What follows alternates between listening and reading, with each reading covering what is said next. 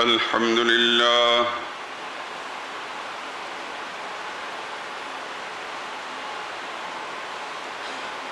الحمد لله وكفى وسلام على عباده الذين اصطفى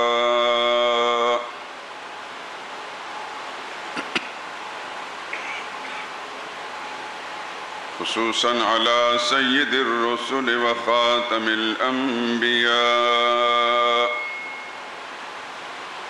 وعلى آله المجتبى وأصحابه الأتقياء. أما بعد فإن خير الحديث كتاب الله وخير الهدي هدي محمد صلى الله عليه وسلم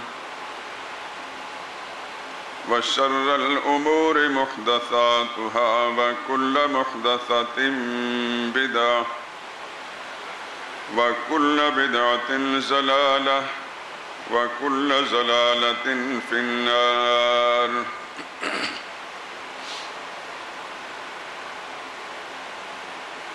أما بعد فأعوذ بالله من الشيطان الرجيم. بسم الله الرحمن الرحيم. وقال ربكم ادعوني أستجب لكم.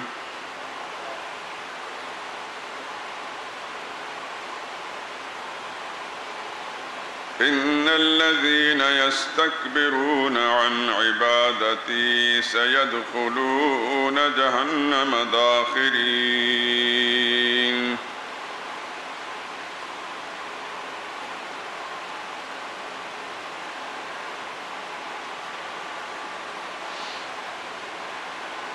اور تمہارے پروردگار نے فرما دیا ہے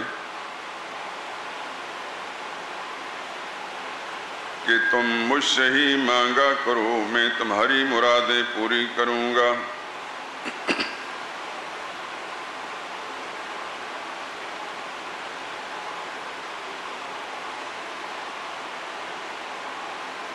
اور جو لوگ میری عبادت سے ازراہ تکبر کتراتے ہیں ان قریب جہنم میں ذلیل ہو کر داخل ہوں گے. سبحان ربك رب العزة عما يصفون وسلام على المرسلين والحمد لله رب العالمين.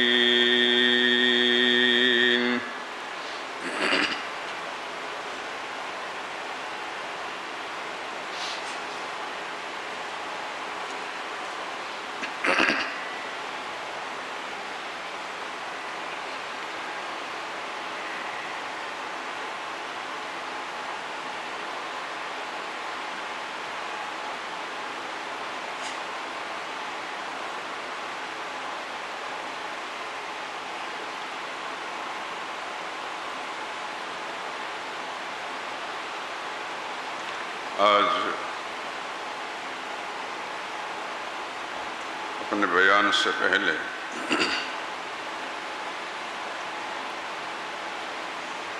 آپ کو پاکستان کی ایک بہت بڑی گدی کے گدی نشین کا کلام سنانا چاہتا ہوں.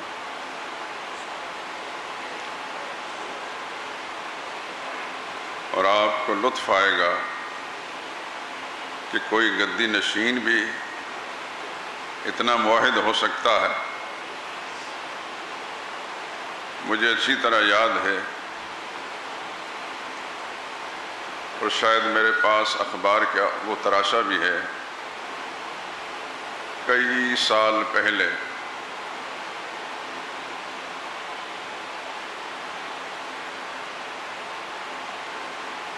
اہل لاہور کے داتا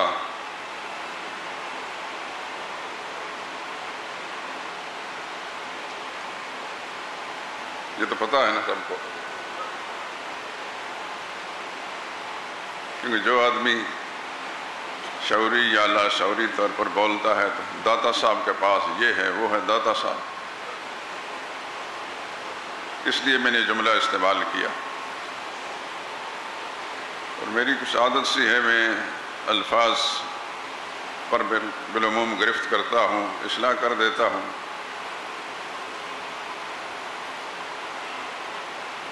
ہمارے پکے ایک ساتھی اس نے کہنے فلاں دربار پر، میں نے کہا دربار نہیں بھی مقبرہ ہے۔ وہ کہتا ہے بے خیالی میں ایسا ہو گیا۔ تو کئی برس پہلے سیدنا علی حجویری رحمۃ اللہ تعالیٰ علیہ، جو بھاٹی کے اندر مدفون ہیں، جنہیں جاہل لوگ، حقائق سے بے خبر لوگ داتا کہتے ہیں، وہ تو اللہ کے ولی تھے، اللہ کے نیک بندے تھے۔ ان کا ایک چھوٹا سا کتابچہ ہے، کشف الاسرار۔ کچھ عرصہ پہلے تو وہ ملتا تھا، لیکن اب چھاپنے والوں کو جب یہ پتہ چلا کہ اس میں توحید کی بات ہے، اب چھاپنا بند کر دیا۔ اس میں انہوں نے لکھا ہے، اے علی، نام چونکہ علی تھا اس لیے میں نے کہا، سیدنا علی حجویری، حجویر افغانستان کے اندر ایک علاقہ ہے، وہاں سے تشریف لائے تھے۔ اے علی، خلقت تجھے گنج بخش کہتی ہے۔ شاید ان کی زندگی میں لوگوں نے ایسا کہنا شروع کر دیا تھا، تیرے پاس تو ایک دانہ بھی نہیں، گنج بخش ہو یا رنج بخش، اللہ کے سوا کوئی اور نہیں۔ وہ تو اتنے بڑے موحد تھے، اللہ کی کروڑوں رحمتیں نازل ہوں ان پر، لیکن جہالت زدہ معاشرے کے اندر یا ہندوؤں کے اثرات سے ان کو لوگ داتا کہنا شروع کر دیتے ہیں۔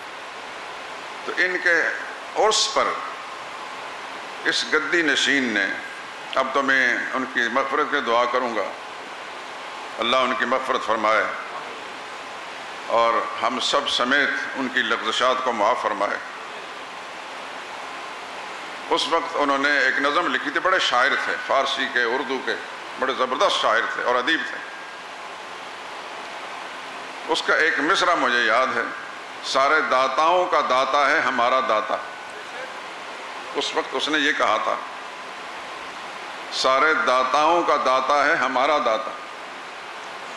جب عقیدہ ٹھیک نہیں تھا، جب اللہ نے دستگیری فرمائی اور پھر سچ کی طرف رجوع کیا انہوں نے، تو پھر انہوں نے ایک نظم لکھی ہے، ان کی کتاب کے اندر موجود ہے، وہ کتاب بھی میرے پاس ہے۔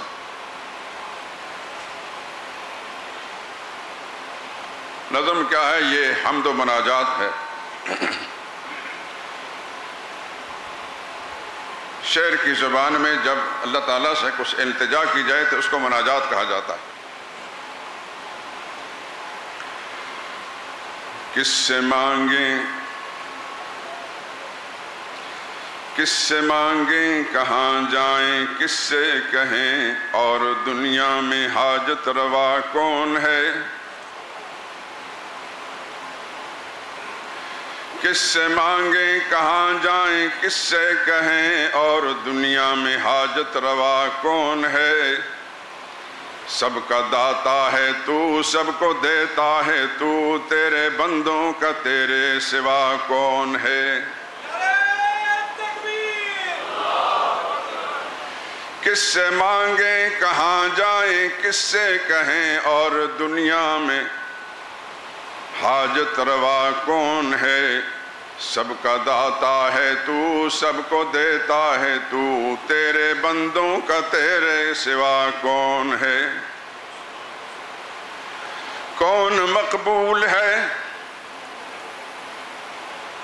عجیب بات کہی، کون مقبول ہے، کون مردود ہے، بے خبر کیا خبر تجھ کو کیا کون ہے؟ کون مقبول ہے، کون مردود ہے، بے خبر کیا خبر تجھ کو کیا کون ہے؟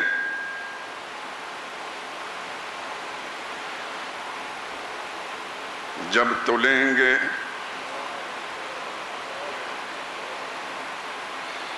جب تلیں گے، جب تلیں گے عمل سب کے میزان پر،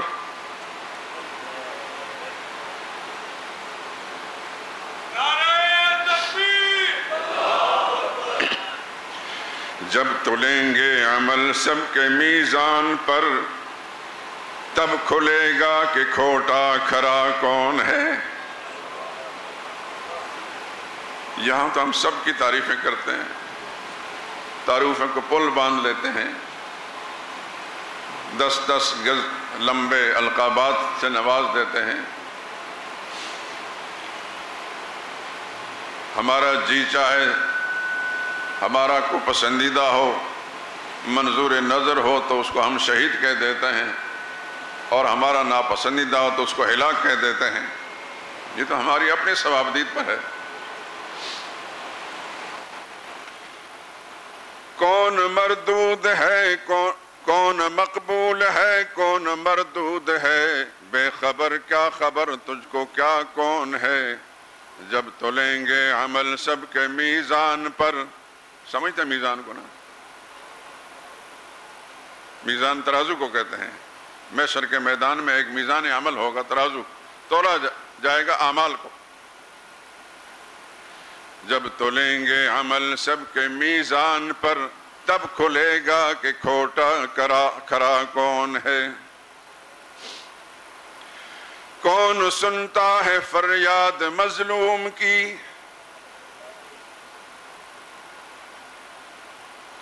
سچی بات یہ ہے کہ ایک ایک مصرعے کے اندر ایک ایک گھنٹہ کی تقریر ہے۔ کون سنتا ہے فریاد مظلوم کی، کس کے ہاتھوں میں کنجی ہے مقسوم کی۔ مقسوم سمجھتے ہیں؟ رزق کی کنجی کس کے ہاتھ میں ہے؟ کون سنتا ہے فریاد مظلوم کی، کس کے ہاتھوں میں کنجی ہے مقسوم کی۔ رزق پر کس کے پلتے ہیں شاہ و گدا، رزق پر کس کے پلتے ہیں شاہ و گدا، مسند آرائے بزم عطا کون ہے۔ اولیاء تیرے محتاج اے رب کل، اولیاء تیرے محتاج اے رب کل، تیرے بندے ہیں سب انبیاء و رسل۔ کیا کہنے؟ اولیاء تیرے محتاج اے رب کل، تیرے بندے ہیں سب انبیاء و رسل۔ ان کی عزت کا باعث ہے نسبت تیری، ان کی عزت کا باعث ہے نسبت تیری، ان کی پہچان تیرے سوا کون ہے۔ ایک عام انسان ہوتا ہے، جب اللہ کے ساتھ اس کا تعلق جڑ جاتا ہے تو ہم کہتے ہیں یہ اولیاء اللہ ہے۔ مکہ کی سرزمین میں قریش کی ایک شاخ بنو ہاشم کے گھر میں، بنو ہاشم کے ایک فرد عبداللہ کے گھر میں ایک بچہ پیدا ہوا جس کا نام محمد بن عبداللہ تھا صلی اللہ علیہ وسلم۔ 40 برس تک وہ محمد بن عبداللہ ہی تھے، اور جب اللہ کے ساتھ نسبت قائم ہو گئی ہے، نبوت سے سرفراز ہوئے تو پھر محمد رسول اللہ بن گئے، سارے انبیاء کا سردار بن گئے۔ اس لیے کیا جملہ کہا؟ ان کی عزت کا باعث ہے نسبت تیری، ان کی پہچان تیرے سوا کون ہے۔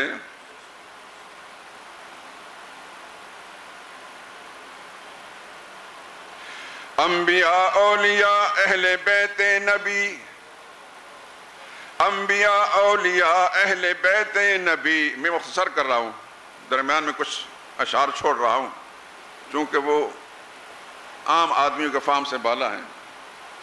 اس واسطے میں میرا مقصد یہ ہے کہ ہر ایک کو بات سمجھ میں آ جائے۔ انبیاء اولیاء اہل بیت نبی، تابعین و صحابہ پہ جب آ بنی۔ آ بنی کا مطلب سمجھتے ہیں نا؟ مشکل درپیش آئی۔ انبیاء اولیاء اہل بیت نبی، تابعین و صحابہ پہ جب آ بنی، گر کے سجدے میں سب نے یہی عرض کی، تو نہیں ہے تو مشکل کشا کون ہے۔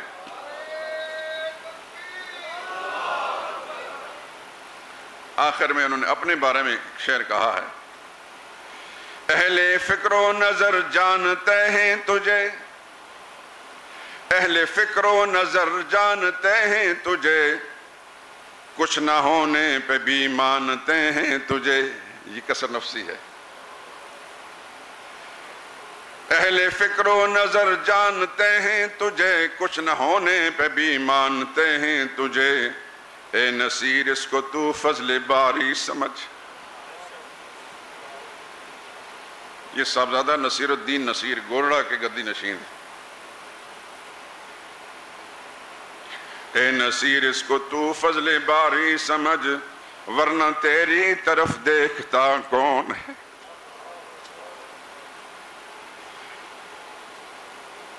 2004 میں اللہ تعالیٰ نے حج کی سعادت نصیب ہوئی.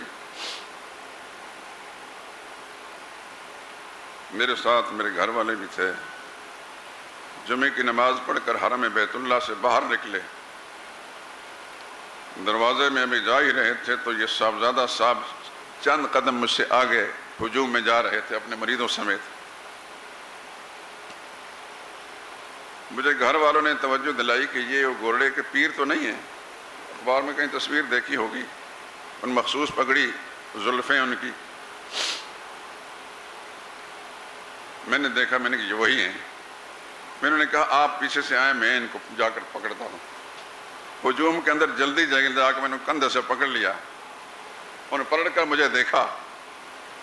اب اس سے پہلے ملاقات نہیں تھی اور اس ہجوم کے اندر میں کیا تعارف کراتا. میں نے 2 جملے انہیں کہے. میں نے کہا کہ بات سمجھ میں آ گئی تو پھر ملاقات کا راستہ بنائے، نہیں آئے تو ٹھیک ہے. میں نے کہا میرا نام محمد یونس ہے، لاہور میں ایک مسجد کا امام و خطیب ہوں، شیخ القرآن مولانا غلام اللہ خان کا شاگرد ہوں. آپ کی ایک نظم مجھے ملی ہے، اس کی وجہ سے آپ کے ساتھ مجھے محبت ہے. کوئی ٹائم دے سکتے ہیں آپ؟ سمجھدار انسان تھے. شیخ القرآن کا نام سے بد کے نہیں ہوں. مجھے ملے اچھے طریقے سے اور کہنے لگے اس وقت مجھے میرے مریدوں نے بلایا ہے کھانے پر، لیکن کل 10 بجے حرم کے فلاں مقام پر انشاءاللہ ملاقات ہوگی. اور اس کے مطابق اگلے روز ملاقات ہوئی. اپنے مریدوں سمیت آ گئے. میرے ساتھ ہمارے کچھ اور عزیز بھی تھے، میرے ماموں تھے، وہ بھی عالم ہیں، وہ بھی اتفاق سے آج کے لیے گئے ہوئے تھے. تو جہاں ہم نے بیٹھنا تھا اپنے مریدوں کا حضرت تم آگے چلے جاؤ تاکہ کھل کر باتیں ہوں. کہنے لگے بھائی ہماری گدی نشینی کچھ مجبوریاں ہیں اور واقعتاً ہوتی ہیں. یہ بھی عجیب چیز ہے. اللہ تعالیٰ سے دعا کریں اللہ تعالیٰ سب کو ہدایت اور ایمان پر رکھے. کوئی کتنے بڑے خاندان کا کوئی فرد کیوں نہ ہو، اللہ اپنی حفاظت میں اسے رکھے. کیونکہ یہ بھی ایک ایسی عجیب چیز ہے. میں کل ہی کسی سے بات کر رہا تھا کہ اگر میرے اللہ نے مجھ پر مہربانی نہ کی ہوتی تو یہاں بھی ایک گدی ہوتی. اس لیے کہ خواجہ نصیر الدین صاحب جتنے بڑے خاندان کے آدمی ہیں اس سے کہیں بڑے خاندان کے لوگ میں ہوں. کہ میرے آباء و اجداد اتنے بڑے لوگ تھے. ان کی علمی تحریریں کلمی میرے پاس موجود ہیں. ان کو پڑھنے کے بعد پتہ چلتا ہے کہ کس سطح کے لوگ تھے. اس علاقے میں جہاں میں پیدا ہوں جا کر پوچھیں، ہر فرد چھوٹا بڑا مرد و زن کہے گا یہ اولیاء اللہ کی اولاد ہیں. لیکن میں نے بزرگ فروشی کا کام نہیں کیا. تعویذ گنڈے کا کام کرتا تو شاید مال روڈ پر پولیس جو ہے مجمع کو کنٹرول کرتی. اور گدی نشینی کام کرتا ہے تو بس شہداء کا یہ توحید کا مرکز ہوتا گدی نشینی ہوتی. لیکن میرے اللہ نے مجھے محفوظ فرمایا. اور دعا کریں کہ خدا میری نسل کو محفوظ رکھے، ہدایت پر رکھے. ہم گدیوں کے مخالف نہیں، لیکن وہ گدی جس کے اندر اللہ کی توحید کی بات ہوتی ہو، وہاں کے گدی نشین ان کی جوتیاں میں ہمارے سر کا تاج ہیں. تو مجھے کہنے لگے مرحوم یار تم بھی عجیب لوگ ہو. میں تمہاری طرف آتا ہوں تو تم ہمیں کہتے ہو تم بریلوی ہو. مجھے دھکا دے کر آگے کر دیتے ہو. بریلویوں کے پاس جاتا ہوں کہتے ہو تم دیوبندی ہو گئے ہو. میں کدھر جاؤں؟ کھل کر بات اس نے کی. میں نے کہا اللہ تعالیٰ اس جذبے کو قبول فرمایا. آپ کو سوچ درست ہو گئی ہے. میں نے ان کو یہ تو خیر یاد نہیں دلایا کہ فلاں سال آپ نے اس طرح کے اشعار بھی کہے تھے. میرے لیے تو خوشی کی بات تھی کہ اللہ تعالیٰ نے اس کو سمجھ دی. اور راول پنڈی میں شیخ القرآن رحمۃ اللہ تعالیٰ علیہ کے مدرسے کے پاس ایک بڑا کتب خانہ تھا جو پنڈی شہر کا سب سے بڑا کتب خانہ رشیدیہ. اس کے مالک نے مجھے بتایا کہ ایک دفعہ صاحبزادہ صاحب یہاں آئے، پیر صاحب، انہوں نے 50-60 ہزار روپے کی کتابیں سلیکٹ کی، اور جتنی کتابیں تھیں سب اہل حق کی تھی. تو میں نے یہ سوچ کر کے پہلی دفعہ یہاں آئے تو میں نے کہا کہ ہماری طرف سے گفٹ، آپ سے پیسے نہیں لینا چاہتے. کہنے لگے کہ میں پیسے دے سکتا ہوں. یہ خوبی تھی، میں پیسے دے سکتا ہوں، اس وجہ سے مجھے مفت نہ دیں. کوئی غریب مولوی آئے تو آپ اس کو دے دینا جو پیسے نہیں دے سکتا. اللہ نے بڑی خوبیاں رکھی تھیں. انتقال ہو گیا، خدا کی مہربانی رحمتیں ان پر نازل ہوں، اور لغزش پروردگار عالم سب کے معاف فرمائے. ہم تو گناہوں کے مجموعہ ہیں، لیکن اس کا کلام آپ نے سن لیا کہ کس قدر ایک ایک لفظ آپ زر سے لکھنے قابل ہے.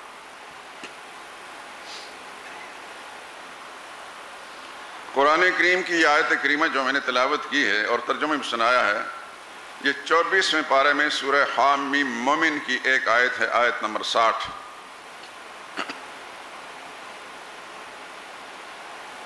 جس میں رب العالمین نے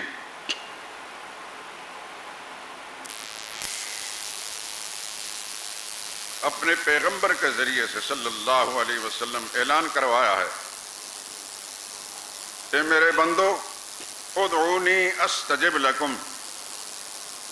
تم میں سے کوئی ایسا نہیں ہے جسے کوئی حاجت نہ ہو، کوئی مشکل درپیش نہ ہو. اپنی حاجت روائی کے لیے اور مشکل کشائی کے لیے ادھر ادھر نہ دیکھنا، اس لیے کہ جدھر بھی تم دیکھو گے وہاں سے مایوس لوٹو گے. کوئی اور حاجت روا بھی نہیں اور مشکل کشا بھی نہیں، کہ میں خالق کائنات ہو کر اعلان کر رہا ہوں ما یملکون من قطمیر. ان کے قبضے میں تو ایک کھجور کی گٹھلی کے اوپر جو باریک سا پردہ ہوتا ہے، ان کے اختیار میں تو وہ چیز بھی نہیں ہے. یہ کس کا اعلان ہے؟ توجہ ہے. ما یملکون من قطمیر والذین تدعون من دونہ ما یملکون من قطمیر. جن جن کو تم اللہ کے سوا اپنی حاجتوں اور مشکلوں کے اندر پکارتے ہو، حاجت روائی اور مشکل کشائی کے لیے، کان کھول کر سن لو، میں عرش عظیم کا مالک اعلان کر رہا ہوں ما یملکون من قطمیر. وہ تو کھجور کی گھٹلی کے اوپر باریک سا جو پردہ ہوتا ہے، جالی ہوتی ہے، اس کا اختیار بھی نہیں رکھتے. ان تدعوہم، یہ بات پہ سننے کا توجہ، ان تدعوہم لا يسمعوا دعاءکم. یہ سورہ فاطر کی آیت نمبر 14 ہے. سورہ فاطر 22ویں پارے میں آیت نمبر 14. آیت کا نمبر بتا رہا ہوں تاکہ آپ گھر جا کر آپ دیکھ لیں. ان تدعوہم لا يسمعوا دعاءکم، اگر تم ان کو پکارو، توجہ ہے، اگر تم ان کو پکارو تو تمہاری پکاریں بھی نہیں سن سکیں گے. کون کہہ رہا ہے؟ پھر سنیں، لا يسمعوا دعاءکم، تمہاری پکار کو نہیں سنیں گے. یہ کس کا فیصلہ ہے؟ آپ کے ہاں تو مولوی کہتے ہیں کہ مردے سنتے ہیں، کہتے ہیں کہ نہیں کہتے؟ کہتے یہ تو یہاں تک دعویٰ کرتے ہیں کہ ان کی قبر پر چڑیا بیٹھ جائے، وہ نر ہے یا مادہ وہ یہ بھی بتا دیتے ہیں اور جان دیتے ہیں. یعنی قرآن کے ہوتے ہوئے بھی اتنی بڑی بغاوت. اللہ فرماتے ہیں ان تدعوہم، اگر تم ان کو پکارو، لا يسمعوا دعاءکم، تمہاری پکاروں کو نہیں سن سکیں گے. اور پھر ایک درجہ نیچے اتر کر قرآن کے اسلوب پر قربان جائیں. وَلَوْ سَمِعُوا، فرض کرو تمہارے خیال کے مطابق وہ سن بھی لیں. میں تو اعلان کر رہا ہوں وہ سن نہیں سکتے، لیکن اگر تمہاری بات مان لی جائے کہ وہ سن لیں، مَسْتَجَابُوا لَكُمْ، تمہاری مرادیں پوری نہیں کر سکیں گے. مَسْتَجَابُوا لَكُمْ، تمہاری مشکل کشائی نہیں کر سکیں گے، تمہاری حاجت روائی نہیں کر سکیں گے. یہ کس کا اعلان ہے؟ ایک مسلمان اللہ کے قرآن کو چھوڑ سکتا ہے؟ سوچ کر بتائیں میرے دوستو. اللہ کے ساتھ اگر تعلق قائم رکھنا ہے ایمان کا، اور اخروی نجات، قبر کے عذاب سے بچنا ہے اور محشر کے عذاب سے بچنا ہے اور اللہ کی جنت کے طلبگار ہیں، تو پھر تو سوچ بھی کوئی مسلمان نہیں سکتا کہ میں اللہ قرآن کی اختلاف کروں.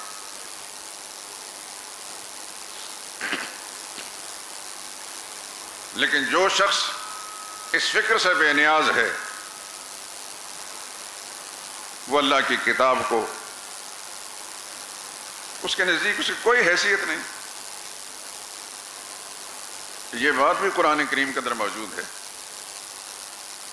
وَإِذَا ذُكِرَ اللَّهُ وَحْدَهُ اشْمَأَزَّتْ قُلُوبُ الَّذِينَ لَا يُؤْمِنُونَ بِالْآخِرَةِ. کچھ لوگ ایسے بھی ہوتے ہیں، میرے دوستو توجہ کے ساتھ سنیں،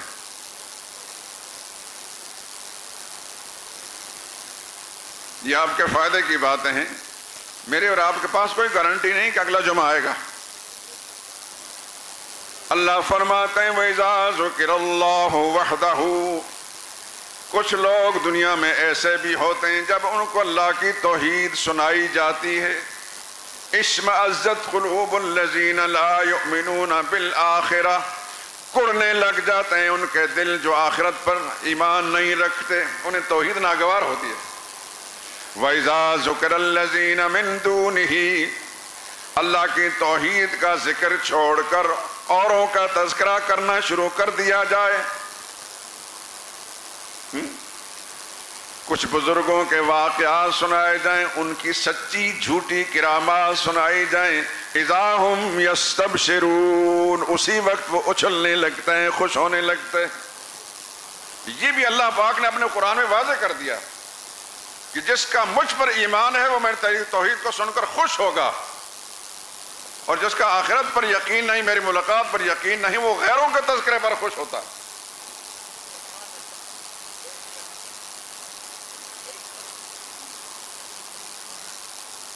اللہ فرماتے ہیں وَلَوْ سَمِعُوا مَسْتَجَابُوا لَكُمْ، بالفرض وہ سن بھی لیں تو تمہاری مرادیں پوری نہیں کر سکیں گے. ایک اور مقام میں اللہ فرماتے ہیں قُلِ ادْعُوا الَّذِينَ زَعَمْتُم مِّن دُونِ اللَّهِ،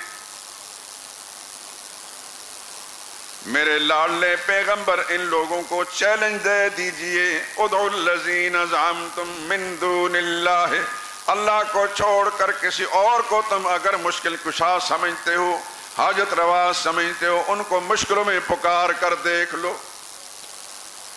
مشکلوں میں پکار کر دیکھ لو. لا یملکون مثقال ذرۃ، لا یملکون مثقال ذرۃ، وہ مالک نہیں ایک ذرے کے بھی، وہ اختیار نہیں رکھتے ایک ذرے کے بھی. کس کا اعلان ہے؟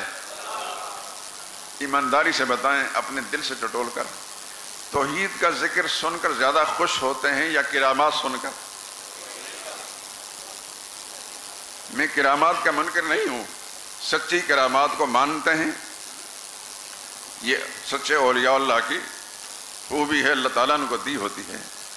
لیکن ایک مومن خالص جو ہے وہ اللہ تعالیٰ کے ذکر پر، اس کی توحید پر زیادہ اسے خوش ہونا چاہیے یا مخلوق کی خوبیاں اور کمالات سن کر؟ اللہ کی عظمت اور کبریائی کا تذکرہ سن کر ایک پکے مومن کو زیادہ خوش ہونا چاہیے.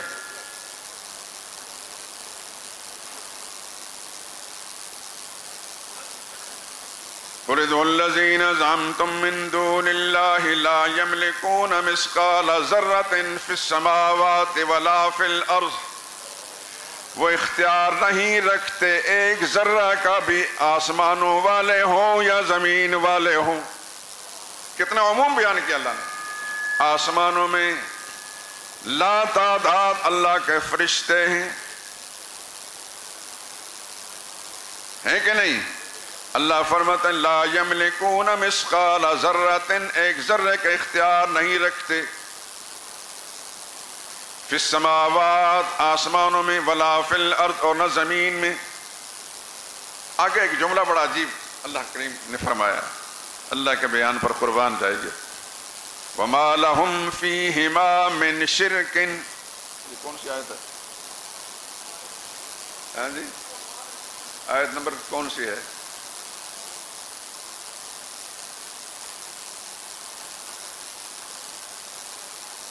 بتا دیتا ہوں میں آیت۔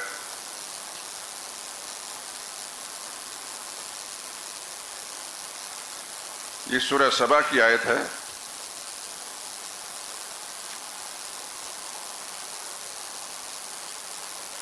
یہ آیت نمبر 22 ہے سورہ سبا کی، یہ 22واں پارہ ہے، آیت بھی 22۔